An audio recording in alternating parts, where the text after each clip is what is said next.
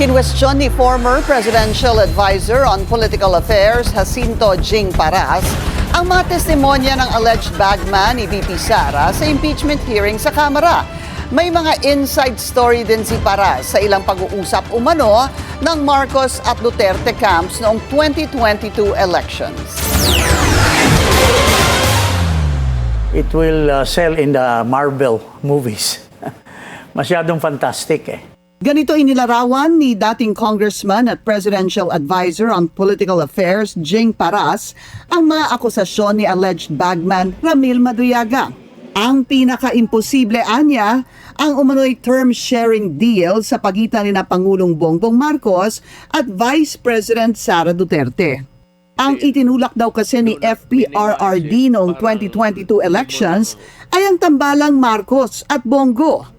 Ito'y matapos umatras sigo sa pagtakbo sa pagkapangulo. At that time kasi, October 2, Inday, VP Sara, already filed her candidacy for mayor.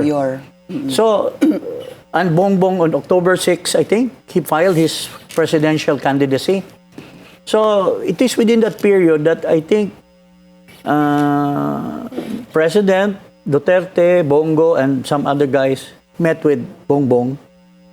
They wanted to request na mag-vice president si Bongo. Pero after that meeting, they were supposed to meet again, sabi sa akin ni Presidente Duterte. Hindi na sila binalikan. Turns out that Ng grupo nila BBM, ni sir. BBM, Dagdag ni Paras sa On Point ng Bilyonaryo News Channel, tila binitray sila ng kampo ni Marcos. there was a meeting, pagkasabi ni Presidente Duterte sa akin, parang inintriga si BP nila Bongbong at ni ano na, pag hindi ka tumakbong Vice President, si Bongo ang ipapasok na Vice President. Nagalit daw ang dating Pangulo at nagkatampuhan umano sila ng anak dahil tumakbo ito bilang bise. November 30, doon gathered yung mga governors. Martin Romualdez was monitoring. He was calling me. Then after what happened, sabi ko sa kanya, pare, hindi na tutuloy si Bongo. Uy, sabi niya, that's good. Pero sabi ko, galit sa inyo si Digong eh. Para kay Paras, gawa-gawa lang ang mga nasa affidavit ni Madriaga.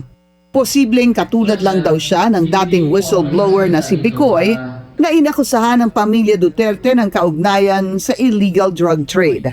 He was supposed to expose Duterte doon sa mga narco-list and so on, tapos bumaliktad si Bicoy. So, could it be possible that this is another Bicoy too?